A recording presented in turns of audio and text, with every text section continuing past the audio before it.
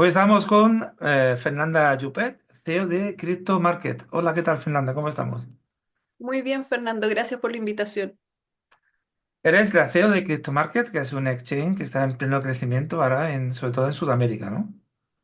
Sí, nosotros tenemos un corazón bien al sur, o sea, surgimos en Chile, así que más al sur imposible, y de ahí hemos ido creciendo hasta, esperamos pronto llegar a Europa. Eh, Estos últimos años la regulación ha cambiado mucho. En Europa tenemos a MiCA, que realmente es un poco dañina para el ecosistema, pero también en Latinoamérica están saliendo nuevas regulaciones. ¿Cómo están impactando estas regulaciones o estos cambios en la forma de trabajar en Latinoamérica, según tú? Mira, todavía no se logra ver o dimensionar lo que va a ser este cambio normativo en la práctica, porque recién están empezando a surgir las normativas. Pero lo que sí ya se ve es una sobrecompensación por parte de los reguladores, es decir, ya tenemos un strike por ser América Latina, ya tenemos un segundo strike porque estamos hablando de cripto, entonces que la regulación no sea el problema. Por lo tanto, están poniendo muchas cortapisas, muchos costos en proveedores, muchos niveles de costos regulatorios en lo que están proponiendo, lo que va a complicar sustancialmente al ecosistema. Yo te diría, nosotros el 2016 nos fundamos en un garage. Eso no va a ser posible en la mayor parte de los países de América Latina en un año más. O sea, la innovación se va a destruir. Claro, bueno, eso está pasando también en Europa, básicamente. Lo bueno, claro, es que tanta regulación en América Latina en este caso, para oprimir un poquito al ciudadano, después de lo que han pasado estos años, que gracias a cripto han podido sobrevivir muchos países como Argentina o Venezuela con el tema de la inflación y han tenido acceso a USDT o USDC para poder sobrevivir. Deberían de dar un trato diferente, ¿no crees? Al sistema cripto, por lo bueno que ha llevado a la región. ¿Y sabes qué pasa, Fernando? El tema son los intereses, porque si nosotros hablamos con la gente del ecosistema de cripto, es muy difícil encontrar a alguien que no crea en la libertad, que no crea en la democratización, que no esté aquí por vocación. O sea, sobre todo los que somos más oldies, por decirlo de alguna manera, vinimos del mundo tradicional al cripto porque eso es lo que nos atrajo. El hacer ese cambio social profundo, el generar estas nuevas capas de conexiones. Pero para los gobiernos muchas veces el incentivo es otro. O sea, cuando tú tienes una ciudadanía más libre, una ciudadanía que se mueve cross-border, una ciudadanía que puede adquirir bienes con mayor facilidad cuando han tratado de cerrar las jurisdicciones, ese es un enemigo, porque esa ciudadanía es más libre y por lo tanto toma otras decisiones de voto. Entonces también eso es algo que en países en vías de desarrollo tenemos que entenderlo. El que tiene el control del capital, el que tiene el control del manejo de fondos, sea a través de los bancos, sea a través de las rutas cripto, ese es el que tiene el poder realmente sobre los votantes. Claro, eso está claro. Bueno, aparte, desde Europa se ve a América como si fuera un todo, pero al final son países con distintas regulaciones, distintas formas de ver la vida y la política. Para vosotros que nacisteis en Chile, ¿cómo estáis viendo? ¿Qué desafío tenéis para expandiros? Porque es complicado también. O sea, lo bueno que tenéis es que es el mismo idioma, entonces ayuda a que toda América, digamos, prácticamente habla en español, ¿no? A ver, ahí, Fernando, primero sí, la TAM es un invento gringo para definir todo lo que está hacia el sur. Pero cada país es una lógica completamente distinta. Y ese es el primer desafío, porque nosotros tenemos una ventaja slash desventaja al ser una organización nacida en Chile, porque es como ser el nerdo del curso. Es el que tiene los apuntes, el que fue a todas las clases, el que tiene una economía más o menos estable, es el que puede expandirse con mayor facilidad, pero no tiene experiencia de calle. Entonces hemos tenido que ir aprendiendo mercado por mercado. De hecho, nosotros siempre decimos que Argentina es nuestro laboratorio, porque todo lo que ha podido salir mal ha salido ahí, todo lo que hemos tenido que aprender que se hace de una manera creativa es en Argentina. Entonces, eso nos ha ayudado a expandirnos a otros lugares. Hemos tenido que ir aprendiendo la idiosincrasia de cada uno de los países donde nos hemos querido instalar, porque nosotros lo hacemos constituyendo sociedades locales, cumpliendo con toda la normativa local, hablando con los reguladores, hablando con el ecosistema, no simplemente contratando una pasarela. Mm. porque entendemos que nuestros clientes, por cómo nos gusta a nosotros, hay distintos modelos, necesitan tener una organización que dé cara y tenemos que comprender realmente cuáles son los dolores y los focos de cada uno de los países. De hecho, este año pretendemos abrir dos países más dentro de la región. Hay uno que estamos a un quarter de publicitarlo, pues está casi listo para el despegue. Y ha sido un aprendizaje de meses, de hablar con los actores relevantes, de entender dónde están los dolores y ver cómo podemos tomar nuestra experiencia y ponerla al servicio de la gente que está en esa jurisdicción. Ahora, jurisdicciones como El Salvador, por ejemplo, tienen un cambio radical también en la región, con leyes de activos digitales. Eh, en Panamá ahora se está trabajando en una ley de activos digitales que va a ser muy importante porque lo bueno de Panamá es que tiene los bancos y está en el foco del FMI, de Gafi. O sea, si Panamá tuviera la suerte de tener una ley de activos digitales potente, sería importante para toda la región por todos los bancos que estarían detrás con ellos, ¿no? Ese también sería un punto a favor también de un desarrollo de cripto y de blockchain en la región, ¿no? Yo creo que sí, muy de acuerdo con tu planteamiento, pero además Panamá tiene otro punto que es relevante de mirar, porque te puede mostrar un poco hacia dónde va a ir la tendencia norteamericana, porque como los bancos panameños trabajan directamente con los bancos corresponsales de Estados Unidos, de una manera indirecta van tomando la regulación norteamericana para poder mantener esas relaciones. Es una forma de regulación entre privados, por decirlo de alguna manera, pero que tiene mucha influencia en lo que vaya pasando en Estados Unidos. Por lo tanto, cuando tengamos claridad de cuál va a ser la norma y los criterios que se van a aplicar en Panamá, nos van a servir para poder anticipar un poco y hacer perspectiva regulatoria de qué es lo que va a ocurrir dentro de las propuestas, ya más en el área chica de Estados Unidos, más allá de lo que pueda postear el presidente por X. O sea, estamos hablando de normativa real, hacia dónde van a ir los marcos que se debieran establecer en Estados Unidos sin que ese marco le genere un daño de imagen real a Estados Unidos. O sea, puede probar como un sandbox de qué funciona y qué no, y después con los pequeños tweaks aplicarlo a nivel norteamericano, que es un poco lo que uno puede anticipar de los pequeños detalles que escapan de las declaraciones que son más de titulares. O sea, quieren regular, quieren hacerlo bien, pero no pueden arriesgarse a hacerlo directamente allá. Claro, aparte, bueno, ellos tienen el primer stablecoin de la historia. Tienen el Balboa, que es un dólar. Es una economía dolarizada, pero realmente el dólar se llama Balboa, pero todo el mundo usa dólares allí. Sí, o sea, es tremendo y además que se va a venir un poco a entender qué es lo que va a pasar con los CBDC. O sea, el qué va a pasar entre los stables, las monedas de los bancos centrales. Ahí hay una discusión también que recién está partiendo, que se va a ir profundizando dentro de los próximos años y va a ser bastante interesante. Claro, vosotros usaríais CBDC si os llegara el momento. Evidentemente, os obligan a usarlo como pasaría de ramp-off hacia el mundo fiat, pues. A ver, es que si nos obligan, creo que no tenemos ninguna opción.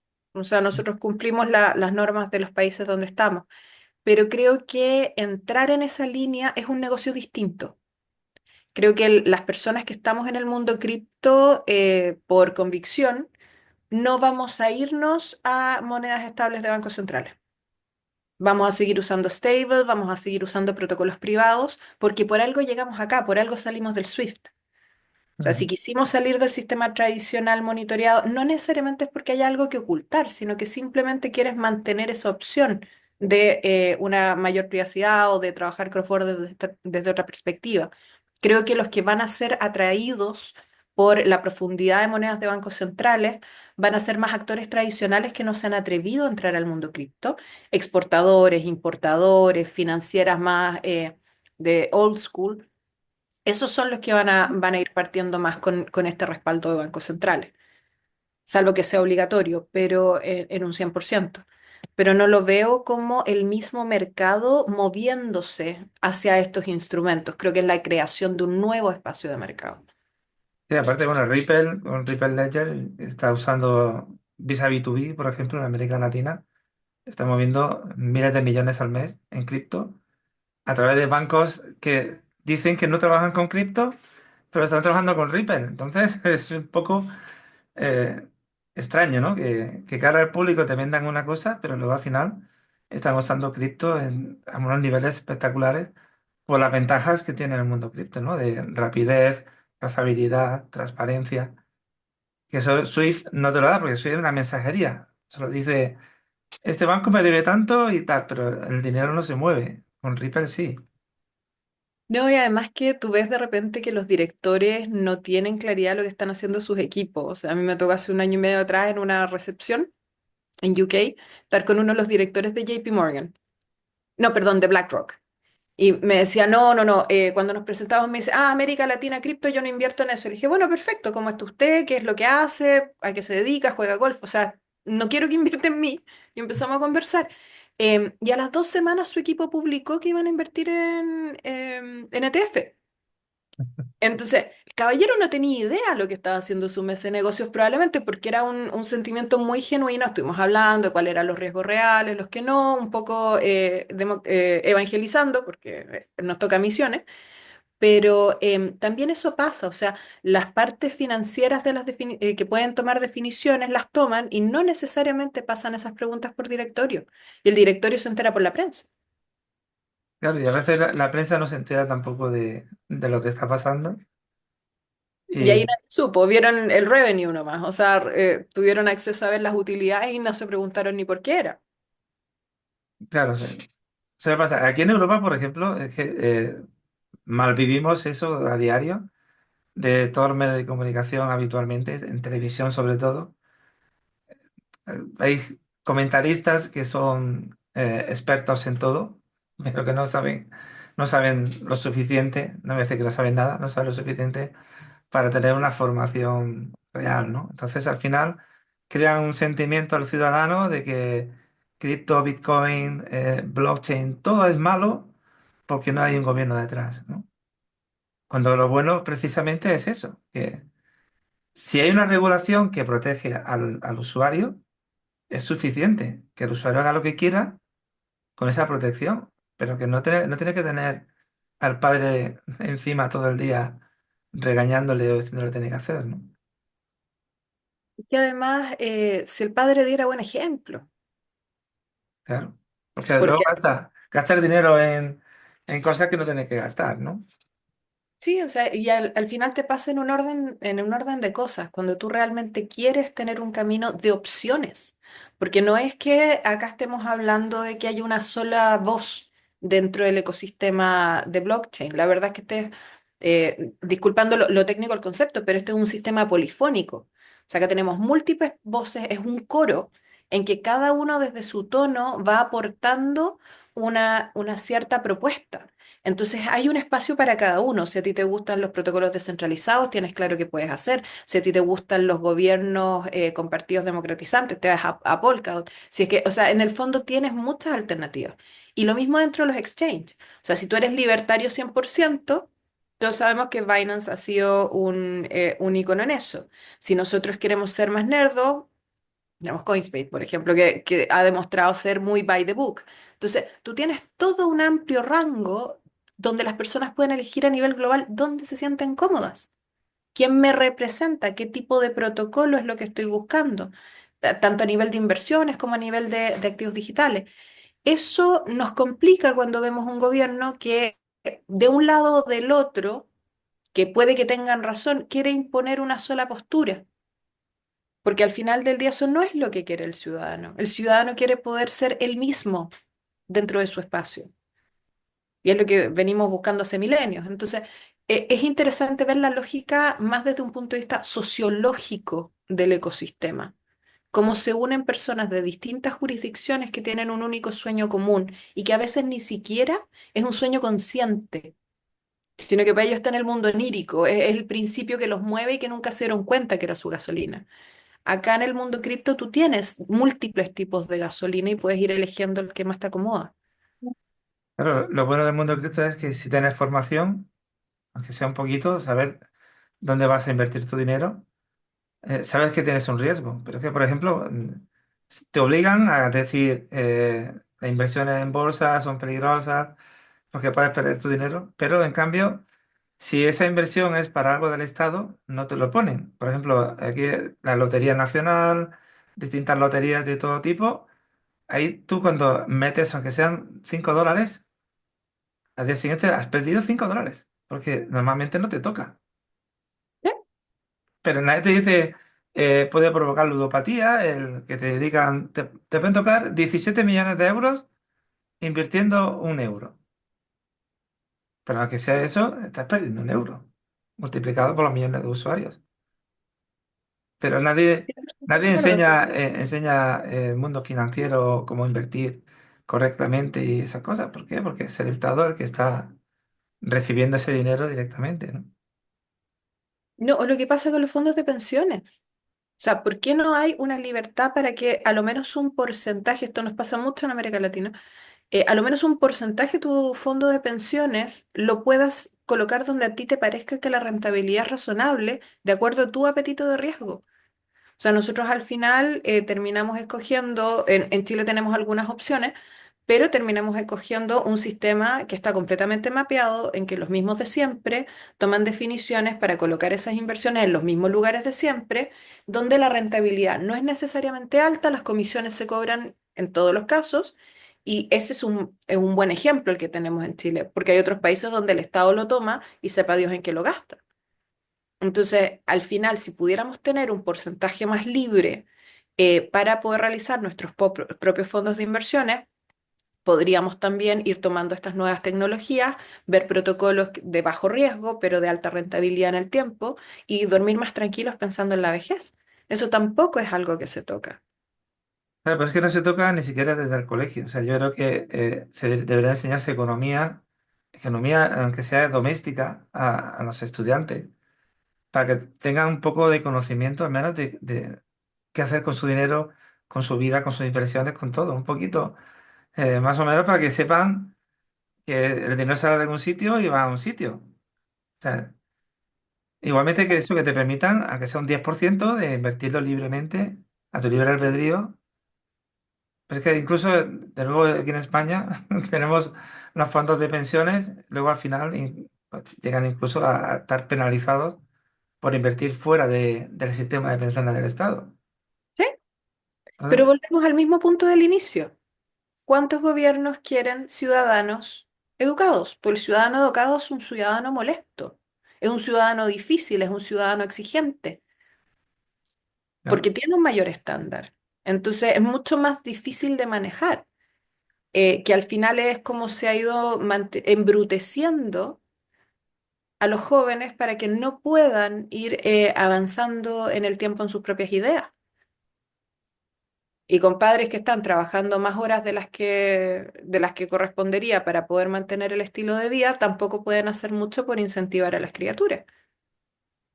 Claro, y al final te incentivan que te hagas funcionario, tú pagas mínimo vital, que sea gratuita por el Estado, y que no tendrás nada y serás feliz, ¿no? Claro, es una locura. Nosotros en casa, llega a ser divertido al final, pero con mis hijos a la hora de la cena terminamos compartiendo lo que cada uno ha vivido en el día, y de ahí salen desde los desafíos en el trabajo en mi caso.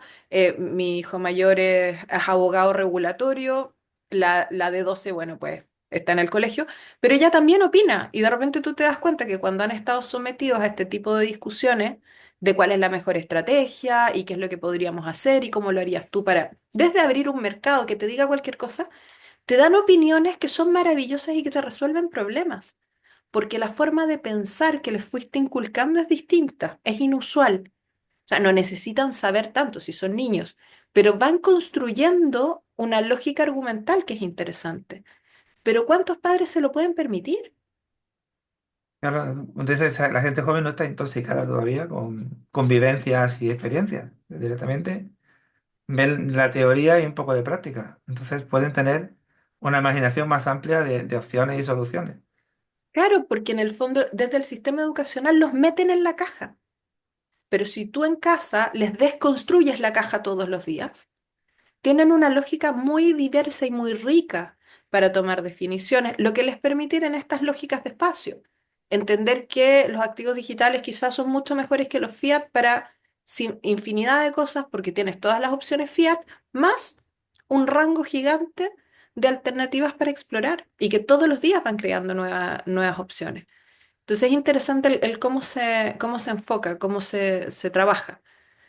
Pero a nivel gubernamental nos falta. Nos falta que haya economía, como bien dices tú, y que haya economía no tradicional, que no todos son billetes debajo del colchón. Exactamente. Bueno, ahí entra en juego también la protección de los usuarios, ¿no? O sea, ahí es muy importante que los exchange den esa capa de seriedad como CryptoMarket y como Binance, por ejemplo, de protección del usuario. Sí, Es clave. sí, o sea, el ver además la protección que el usuario no ve, el tema de los hacking digitales que no son al exchange, porque obvio que cada uno de nosotros tiene que tener capas de ciberseguridad. Pero ¿qué pasa con los casos de phishing? Donde terceros inventan una interfaz en que hacen un espejo de la entidad del exchange o de la financiera o lo que sea, y se roban las credenciales. Ahí también tenemos que tomar una postura bastante más activa para poder ir resolviendo esos problemas, porque el usuario pierde, pero la credibilidad es nuestra.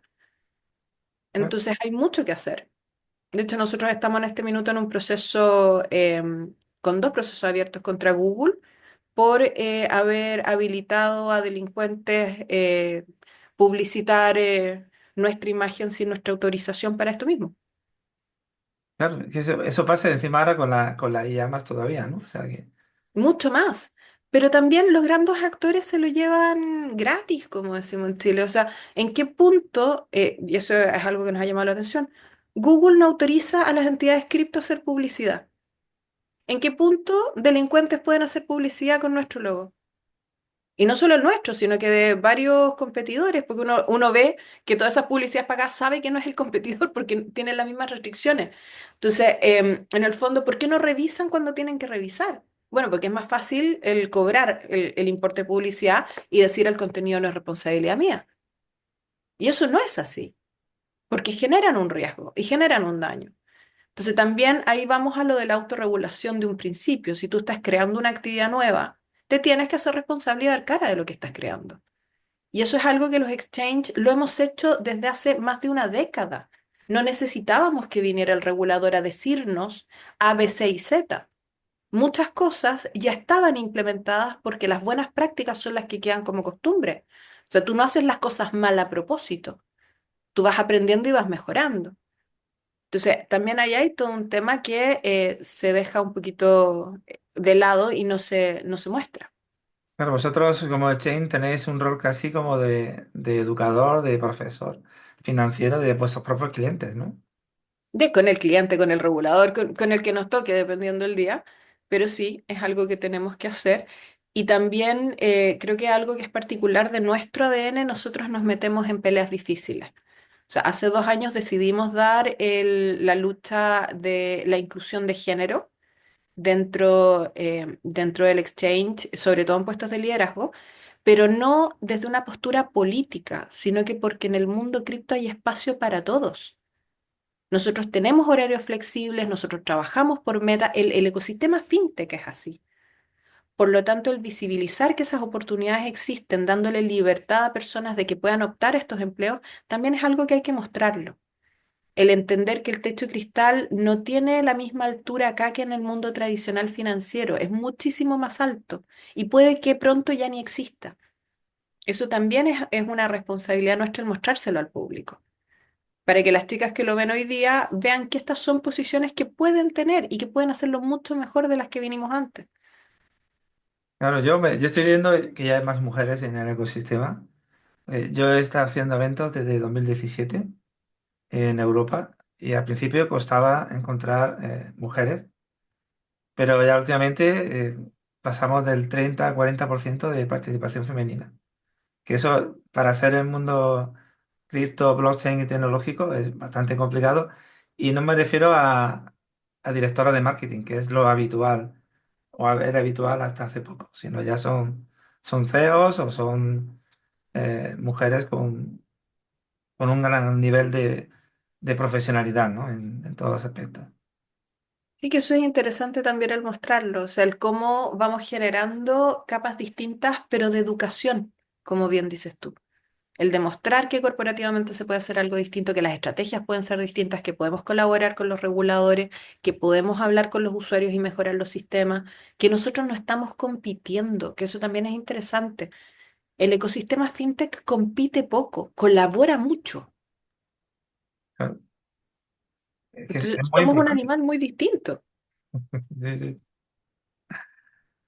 Bueno, Fernanda, ha sido un placer tenerte aquí. Espero que hayas disfrutado en la entrevista y a ver si nos vemos en algún evento o en algún sitio. Muchísimas gracias, Fernando. Yo creo que por algún sitio podemos partir, por cierto. De hecho, creo que me toca ir a España en un par de meses, así que podemos verlo.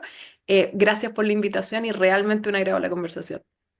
Muchas gracias. Hasta luego.